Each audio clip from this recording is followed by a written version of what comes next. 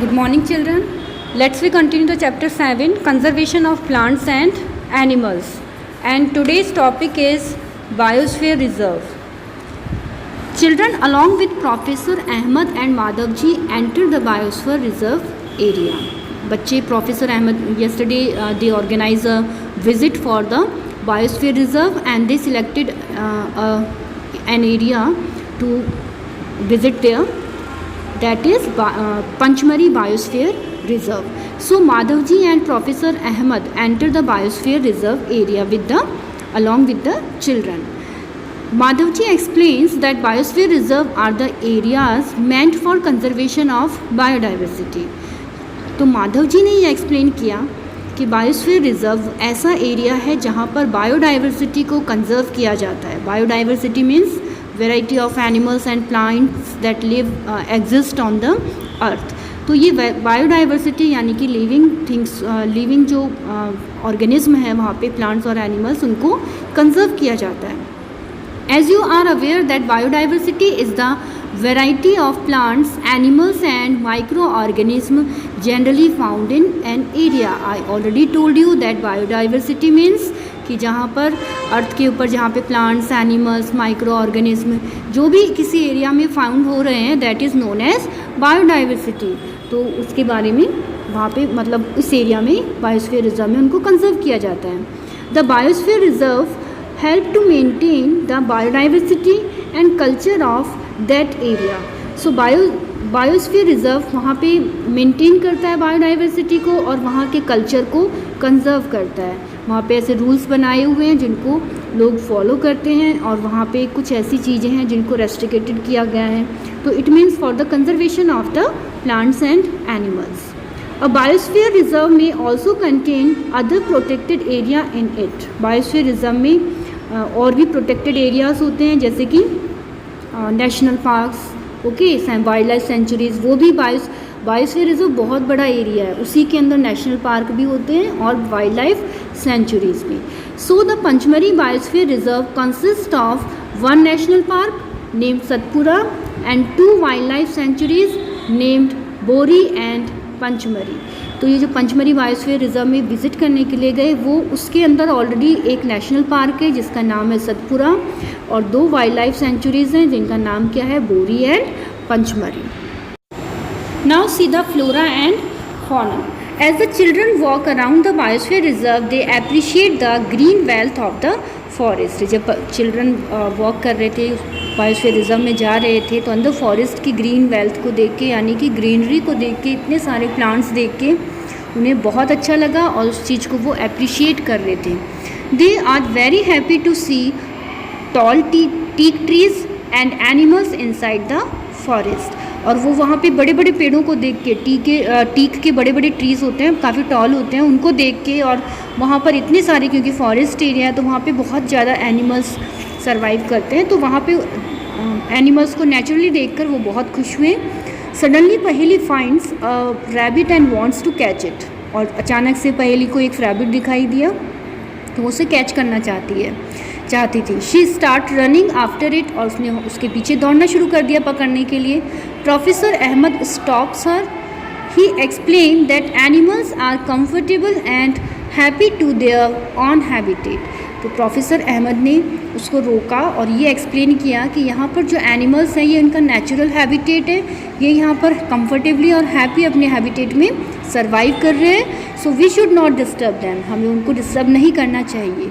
Madhavji explained that some animals and plants typically belong to a particular area and the plants and animals found in a particular area are termed flora and fauna of that area. Professor Madhavji ने ये भी explain किया कि कुछ animals और plants सिर्फ एक particular area में ही मिलते हैं, कहीं और नहीं मिलेंगे. ऐसे प्लांट्स और एनिमल्स जो कि एक पर्टिकुलर एरिया में मिलते हैं उन्हें कहा जाता है वहाँ की फ्लोरा और फौना. फ्लोरा मीन्स प्लांट्स और फौना मीन्स एनिमल्स. तो उस एरिया के प्लांट्स और animals, okay, flora and fauna. Now see the some pictures of the flora and fauna of found in the biosphere Panchmari Biosphere Reserve. Here sal, teak, mango, jamun, silver ferns, arjun, etc. are flora. Flora means plants. And chinkara, blue bull, barking deer, cheetal, leopard, wild dog, wolf, etc. are examples of the fauna of the Panchmari Biosphere Reserve. तो यहाँ पर इस picture में दिखाया गया है flora and fauna found in the Pachmarhi biosphere reserve, ये यहीं पर मिलते हैं. Okay, now see the endemic species. Soon the group quietly entered the deep forest. Children are surprised to see a very big squirrel. This squirrel has a big fluffy tail. They are very curious to know about it. Madhavji tells them that this is known as the Gyant squirrel and is endemic to this area. जल्दी जैसे ही मतलब वो जो group था बच्चों का और professor का और एक वो गाइड का, तो क्वाइटली एंटर कर रहे थे, बिल्कुल शांत होकर के फॉरेस्ट के अंदर जा रहे थे, क्योंकि वहाँ पे एनिमल सर्वाइव करते हैं तो उनको डिस्टर्ब नहीं ना हो, इसलिए वो क्वाइटली मूव कर रहे थे. जैसे ही चिल्ड्रन एक बिग स्क्वायरल को देख के सरप्राइज्ड हो गए, क्योंकि उन्होंने नॉर्मल साइज़ की देखी थी स्क्वायरल और अब उनको कैसी दिखाई दी, काफ़ी बड़ी दिखाई थी. तो और उसकी टेल भी कैसी थी, फ्लफी, फूली हुई थी और उस पर हेयर भी थे, काफ़ी बड़ी सी टेल थी उसकी. They are very curious to know about this, और वो काफ़ी जानना चाहते थे इसके बारे में, क्यूरियसिटी हो गई थी कि ये क्या है. तो माधव जी ने उनको बताया कि इट इज़ अ ग्यांट स्क्वायरल, बहुत बड़ी स्क्वायरल है, ग्यांट स्क्वायरल है, और ये एंडेमिक स्पीसीज़ है इस एरिया की. ये एंडेमिक स्पीसीज़ मीन्स ये पर्टिकुलर इसी एरिया में मिलती है, कहीं और नहीं मिलेगी. Endemic species are those species of plants and animals which are found exclusively in a particular area. They are not naturally found anywhere else. A particular type of animal or plant may be endemic to a zone, a state or a country. Endemic species plants और animals की वो species हैं जो सिर्फ एक particular area में ही मिलती हैं, कहीं और नहीं मिलेंगी, और वे naturally found होती है वहाँ पे, कहीं और नहीं मिलने वाली. ये पर्टिकुलर टाइप के एनिमल्स और प्लांट एंडेमिक हो सकते हैं किसी जोन के अकॉर्डिंग, या फिर किसी स्टेट में मिल सकते हैं, या फिर ऐसा है कि किसी पर्टिकुलर कंट्री के अंदर मिल सकते हैं और किसी कंट्री में नहीं मिलेंगे. So Madhav ji shows sal and wild mango as 2 examples of endemic flora of the Pachmarhi biosphere reserve. तो माधव जी ने साल और वाइल्ड मैंगो भी दिखाया, ये 2 एग्जाम्पल हैं पंचमरी बायोस्फीयर की. एंडेमिक फ्लोरा है, यानी कि सिर्फ वहीं एंडेमिक स्पीसीज़ हैं, फ्लोरा हैं यानी कि प्लांट्स हैं जो वहीं मिलते हैं, कहीं और नहीं मिलेंगे. Bison, Indian giant squirrel and flying squirrel are endemic fauna of this area. और उस एरिया में जो ये पर्टिकुलर स्पीसीज़ मिलती है फौना की, एनिमल की, that is bison, Indian giant squirrel and flying squirrel. Professor Ahmed explained that the destruction of their habitat, increasing population and introduction of new species may affect the natural habitat of endemic species and endanger their existence. तो professor Ahmed ने ये भी explain किया कि इनके natural habitat को अगर destruction हो रहा है किसी भी वजह से, किसी भी रीज़न से, चाहे पॉपुलेशन इंक्रीज़ हो रही है या फिर कटिंग कर रहे हैं, तो किसी भी तरीके से इनके जो नेचुरल हैबिटेट है वो अफेक्ट हो रहा है. और ये जो स्पीसीज़ हैं they are on the stage of the extinct. ये मतलब कि इस स्टेज पर हैं कि ये धीरे धीरे करके ख़त्म हो सकते हैं या इनका नेचुरल हैबिटेट ख़त्म हो जाएगा.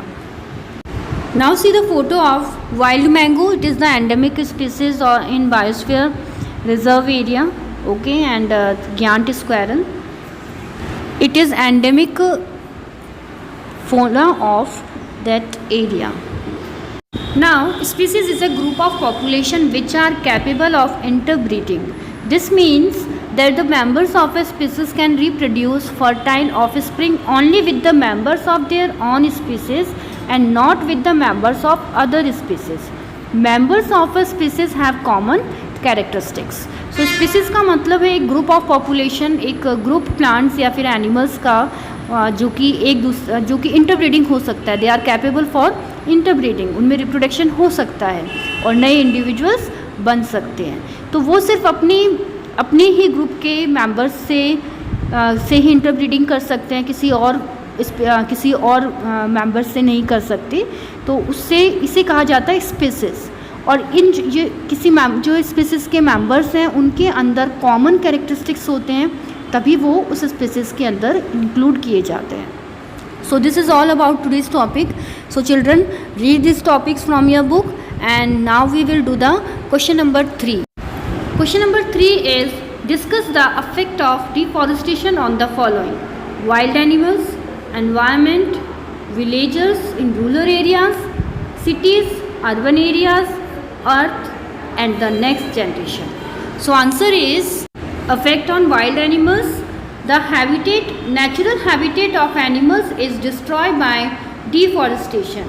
Without the natural habitat, the animals are left with no place to live and breed. As a result of this, many animals are at the verge of extinction. Second is on environment. Deforestation has resulted in global warming. Carbon dioxide is not absorbed by the plants and it gets accumulated in the atmosphere. It has an adverse effect on our ecosystem. Now on villages, the rural areas largely depends on forest for fuel, fruits, wood, etc. Deforestation has reduced their resources and the uninhabited animals are also a danger for the villagers. Next is cities, urban areas. Cities are not directly affected by deforestation, but the changes in the climate results in calamities like flood and droughts, which affect the cities also. It also leads to global warming. Now on earth, deforestation has converted the fertile land into deserts. The natural calamities like floods and droughts are also the result of deforestation. The climate of the earth has been changed due to deforestation. After then, the effect on the next generation. Deforestation has affected our climate very much. Many species are at the verge of extinction because of deforestation, and some species are already extinct. The next generation may not be able to see many beautiful and attractive fauna and flora. It may have to suffer from the effect of global warming, no fuel and no paper, etc. So children, do answer of question number 3 in your notebook. Thank you.